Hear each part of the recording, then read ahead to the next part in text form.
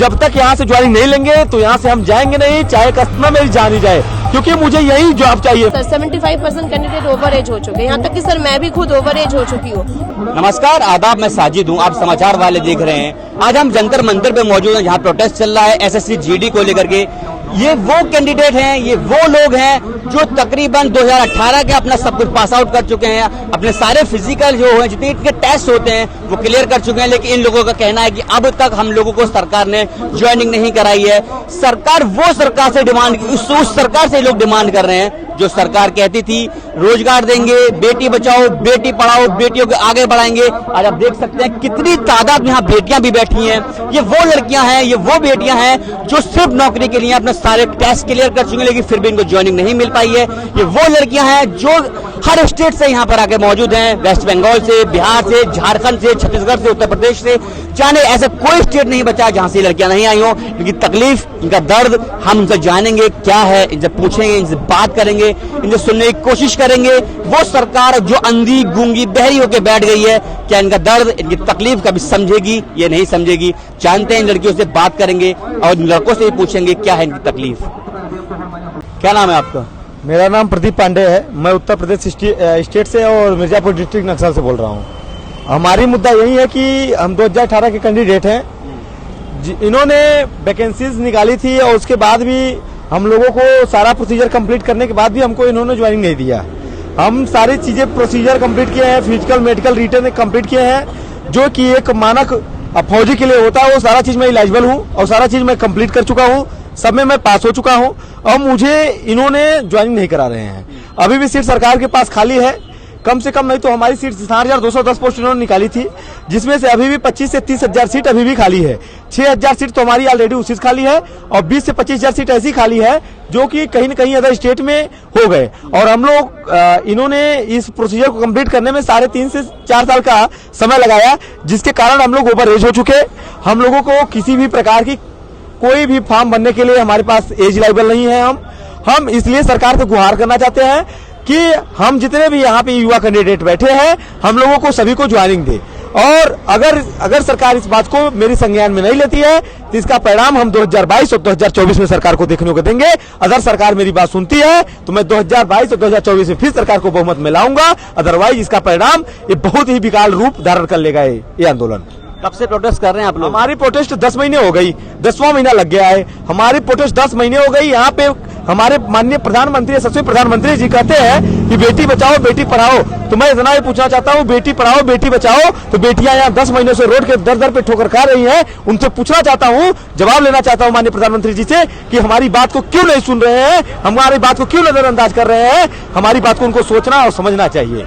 जंतर मंतर पे आप लोग कब से बैठे हैं, कब तक बैठने का आपको टाइम दिया गया है? हमारा 15 दिन का प्रोटेस्ट है। हमारा ऑलरेडी मैं 10 महीने से यहाँ पे रहता हूँ, मतलब कि हम लोग को यहाँ पे प्रोटेस्ट करने का टाइम नहीं दिया गया था। अदरवाइज मैं यहाँ पे 10 महीने से यहाँ पे दिल्ली की सड़कों पे दर दर की ठोकर खा रहा था। मुझे दिल्ली प्रशासन द्वारा किसी भी प्रकार से हमको आंदोलन करने के लिए, यहाँ पे प्रोटेस्ट करने के लिए मान्यता नहीं दी गई थी। हमें अभी 15 दिन पहले आज 14 दिन हमारा लोग का हो गया प्रोटेस्ट। 15 दिन का हमको परमिशन मिला था, इसमें 1 दिन हमारा और प्रोटेस्ट बचा है। हम जब तक यहाँ से ज्वाइनिंग नहीं लेंगे तो यहाँ से हम जाएंगे नहीं, चाहे कस्टमर मेरी जान ही जाए, क्योंकि मुझे यही जॉब चाहिए। मैं IAS ऑफिसर नहीं बनने के लिए कर रहा हूँ, मैं एक देश की सेवा करने के लिए तैयार हूँ और मैं सारा चीज कंप्लीट कर चुका हूँ। तो सरकार को इस बात को संज्ञान में लेकर के इतने बच्चों को ज्वाइनिंग जरूर कराना चाहिए। सरकार ने आपको परमिशन 15 दिन की मिली है, 15 दिन के बाद आपको यहाँ से हटना पड़ेगा या नहीं हटोगे यहाँ से? यहाँ से तो फिर मुश्किल है। यहाँ से तो हम लोग देश के नवयुवक है, नौजवान है, देश के सेवक है, हम एक फौजी है।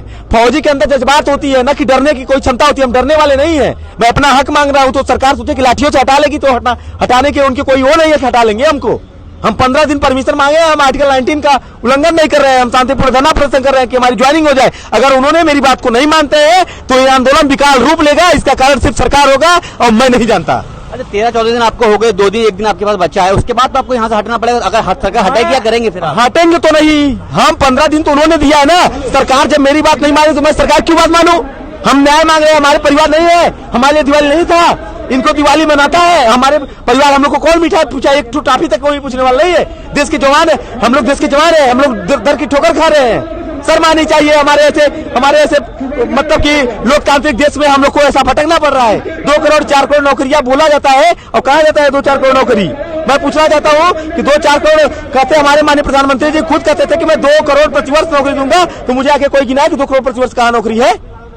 सब जुमलेबाजी थी, सब बहानेबाजी थी, रोज मतलब सिर्फ युवाओं को वोट लेने के लिए इन्होंने पूरी जुमलेबाजी की थी। अब चाहे इन्होंने जुमलेबाजी की चाहे जी, लेकिन इनको इस चीज को सोचना और समझना चाहिए कि ये देश के युवक है, इनके साथ खिलवाड़ नहीं करनी चाहिए। अगर ये देश के साथ खिलवाड़ करते हैं तो इनके भी साथ खिलवाड़ हो जाएगा। 2022-2024 हमारे पास इनके सामने अगर हमारी ज्वाइनिंग कराते हैं तो हम इतना दावा करना चाहेंगे कि इनकी सरकार को मैं 2022 और 2024 में फिर बहुमत से लगाऊंगा। किस किस स्टेट से लोग यहाँ आए हुए हैं? यहाँ पे 28 स्टेट 28 राज्य और 8 केंद्रशासित प्रदेश स्टूडेंट है। और स्टूडेंट को मैं यहाँ नहीं बुला रहा हूँ क्योंकि मैं नहीं सोचता हूँ कि हमारी भीड़ और बड़ा हो जाए। मैं यही सोचता हूँ कि कम से कम में हमारा ज्वाइनिंग करा दे सरकार, जिससे हम लोग चले जाए अपने घर। हमारी भी परिवार है। अगर सरकार मेरी बात नहीं सुनेगी तो यह आंदोलन विकराल रूप लेगा। इसका कारण सिर्फ सरकार होगी। फिर बाद में सरकार नहीं कहेगी कि आप लोग ऐसा क्यों किए, क्योंकि मैं अगर सही तरीके से मांग रहा हूँ तो उनको मेरी बात को भी सही तरीके से समझ करके जितने यहाँ पे कैंडिडेट है उनकी ज्वाइनिंग मुझे बस चाहिए, न कि जो घर पे बैठे हैं। जब तक डिमांड्स पूरी नहीं होगी तब तक नहीं हटेंगे आप? ये तो इन 5 वाले सर अगर हटने वाले होते तो 10 महीने नहीं बैठे होते। एक फौजी है, ऐसे जाने वाली जान नहीं है। और यहाँ पे माननीय प्रधानमंत्री लोग कहते हैं आत्मनिर्भर बनो, पकौड़ा बेचो। पकौड़ा क्यों बेचे? पढ़ लिख करके पकौड़ा बेचा जाता है। तो जो कह रहे वही बस पकौड़ा आके बेचे ना। यहाँ पे जंतर मंतर पकौड़ा लगा के बेचे, हम लोग खरीदेंगे। हम लोग पकौड़ा बेचने वाले हैं, पढ़ लिख करके योग्य हो गए हैं तो मतलब हम पकौड़ा बेचेंगे। देश की सेवा करना चाहते हैं तो देश की सेवा करने के बजाय मैं पकौड़ा बेचूं? तो मैं इतना ही कहूंगा, इस बात को संज्ञान में ले माननीय यशस्वी प्रधानमंत्री जी, माननीय गृह मंत्री जी और केंद्र मंत्रालय के गृह मंत्रालय से ये जितने भी लोग हैं, जितने भी हमारे डिपार्टमेंटल में आते हैं, सब लोग इस बात को सोच समझ ले कि इन युवाओं का धैर्य का परीक्षा ज्यादा न ले, वरना इसका परिणाम उन्हीं को भुगतना पड़ेगा। आप लोग यहाँ कब से बैठे हैं और क्या है पूरा मामला? सर हम लोग यहाँ पे फरवरी महीने से बैठे हैं और अब तक हमारा 10वां महीना ये चल रहा है और हमें परमिशन सर 15 दिन की परमिशन मिली है, 15 दिन की। तो हमारा सर हमारी सर गुहार यही है कि हम लोग जितने भी यहाँ पे कैंडिडेट है, फिजिकल, रिटन, मेडिकल सारी चीजें क्लियर है, उसके बावजूद भी सर हमारा मेरिट लिस्ट में नाम नहीं है। उन्होंने सर आधों की ज्वाइनिंग ले ली और आधों की ज्वाइनिंग हमें मतलब यूं ही छोड़ दिया, सड़क पर मरने के लिए हमें छोड़ दिया। अच्छा, आप लोगों को ज्वाइनिंग किस वजह से नहीं हो पा रही है? सर यही बात तो हमें नहीं पता है सर, जबकि सर हम लोग ने पूरे तीनों लेवल क्वालिफाई क्लियर कर लिया अच्छे तरीके से, फिर भी सर हमें क्यों ऐसे यूं ही बेसहारा रोड पर भटकने के लिए छोड़ दिया गया है। हमें भी अब तक इसकी जानकारी प्राप्त नहीं हुई है। यही चीज तो हम पिछले 10 महीनों से यहाँ पर है। सरकार से यही जवाब हम चाहना चाहते हैं कि एक बार वो हमसे आके बात करे, कि हमारे समस्याओं को समझे कि मतलब हम चाहते क्या है, और एक बार समझे कि हम क्या चाहते हैं।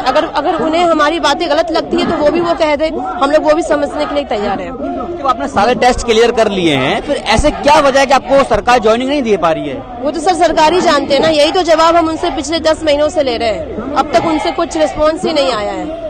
आप लोग यहाँ बैठे हो, 10 महीने से प्रोटेस्ट कर रहे हो, जंतर मंतर पे कितने दिन से बैठे हो? सर जंतर मंतर पे सर हम लोग ये परमिशन तो हमें 15 दिनों की मिली है, लेकिन पिछले 10 महीनों से हम लोग यहाँ पर बैठे हैं। अच्छा, 15 दिन की परमिशन को जंतर मंतर की है। जंतर मंतर परमिशन 15 दिन के बाद में क्या करेंगे? फिर आप कहाँ जाएंगे? आप लोग यहीं बैठेंगे, यहाँ से हट जाएंगे? सर जाने वाले तो है नहीं सर, हम लोग बिना अपना हक लिए तो जाने वाले नहीं है। मतलब 15 दिन के बाद भी यहाँ जंतर मंतर से नहीं हटोगे?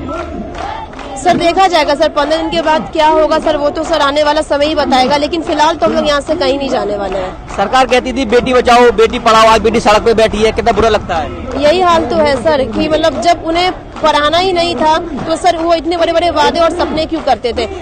माता पिता तो बच्चों को, बेटियों को पढ़ाते हैं क्या? पढ़ाते क्या? वो सड़क पे बैठाने के लिए पढ़ाते हैं? वो लोग तो अपना ड्यूटी ठीक से कर दे, पढ़ा लिखा लिए, लेकिन वही फिर जब नौकरी की बारी आई तो नौकरी नहीं देते। पास सारे एग्जाम क्लियर करने के बाद भी उन्हें फिर धरना प्रदर्शन करना पड़ता है। सालों की मेहनत होती है सर, सालों की मेहनत होती है। हर एक एग्जाम को क्वालिफाई करने में 3 से 4 साल इन्होंने लगा दिया है। यहाँ कुछ स्टूडेंट, कुछ बच्चे ऐसे भी हैं जो ओवर एज हो चुके हैं। सर 75% कैंडिडेट यहाँ पे जो बैठे वो ओवर एज है। 75% ओवर एज हो चुके हैं? हाँ सर, 75% कैंडिडेट ओवर एज हो चुके हैं। यहाँ तक कि सर मैं भी खुद ओवर एज हो चुकी हूँ, तो मैं नेक्स्ट भर्ती के लिए सर मैं अप्लाई नहीं कर पाऊंगी सर। जबकि सर सरकार के पास इतने सीटें खाली है, 1,09,000 से ज्यादा सीटें खाली है, फिर भी सर पता नहीं सर हमें वो 600 जन को भर्ती या ज्वाइनिंग देने में क्या उन्हें चला जाता है, मुझे तो यही समझ में नहीं आता है। जो बेटी देश की शान होनी चाहिए, सरकार कहती थी बेटी देश की शान है, आज बेटी सड़क पे बैठी है, सरकार बेटी को मरने के लिए छोड़ रखा है, बात भी नहीं कर रही है। कितनी तकलीफ होती है इस बात से? बहुत तकलीफ होती है सर। वो तो सर कहते हैं सर प्रधानमंत्री हमारे पिता जैसे है सर। ऑब्वियसली सर वो है भी पिता है। जब वो हमारे पिता है तो सर वो हमारी परेशानियों को समझते क्यों नहीं है? एक बार आए तो सर एक बार बात तो करके देखे। अगर उन्हें हमारी मांगे या प्रार्थना उन्हें गलत लगती है तो वो भी हम मानने के लिए तैयार है। वो भी हम मानने के लिए तैयार है। कितनी लड़कियां ऐसी हैं जो बहुत गरीब घर से हैं, फिर बेचारी यहाँ बैठी हैं, जॉब मिल जाए, अपना घर पाल लें, आगे बढ़ जाए जिंदगी में। सर बहुत है सर, यहाँ पे सर कितनी नहीं सर, सभी लड़कियां सभी लड़के बहुत ही सर निम्न परिवार से सर यहाँ पर आए। किसी के पास तो सर टिकट काटने के लिए भी पैसे नहीं थे सर, किसी से लेके बिना टिकट के सर बहुत जन ट्रैवल के करके यहाँ पर तक आए हैं। छुप कर बाथरूम में छुप कर बैठे थे, सीट के नीचे बैठ के सर यहाँ तक आए इस उम्मीद में कि सर हमें सर नौकरी मिल जाएगी, हमें सर अपना वर्दी हमारा हक हमें मिल जाएगा, इस उम्मीद में हम लोग यहाँ पर आए हैं। ठीक है, सरकार सुनने को तैयार ही नहीं है। बिल्कुल भी नहीं सर, वो तो सुनने के लिए तैयार ही नहीं है। वो चाहती क्या है सरकार, वो तो वही जानती है। ना कुछ बताती है, ना कुछ बोलती है, सिर्फ देखती रहती है और कुछ रिस्पॉन्स नहीं करती है वो। आप कहाँ से आई हैं? सर मैं वेस्ट बंगाल से हूँ। वेस्ट बंगाल से आप दिल्ली के अंदर प्रोटेस्ट कर रही हैं लगातार, लेकिन जॉब के लिए फिर भी सरकार सुनने को तैयार नहीं है। जी सर, बिल्कुल भी नहीं। लगातार हम आपको दिखा रहे हैं, बात कर रहे हैं। सरकार कहती है बेटी बचाओ, बेटी पढ़ाओ, बेटी आज सड़क पर आ गई है, बेटी आज सड़क पे बैठी है। मतलब तकलीफ आप देख सकते हैं, तकलीफ आप समझ सकते हैं। इनके अंदर का दर्द देखो। कुछ लड़कियां कह रही हैं कि 75% जो कैंडिडेट है वो आज ओवर एज हो चुका है, वो आगे नौकरी नहीं कर सकता है। लड़कियां सड़क पे बैठी हैं, ठंड का मौसम, धूल मट्टी सब हिल रही हैं, लेकिन सरकार अंधी हो चुकी है। समाचार वाले साजिद।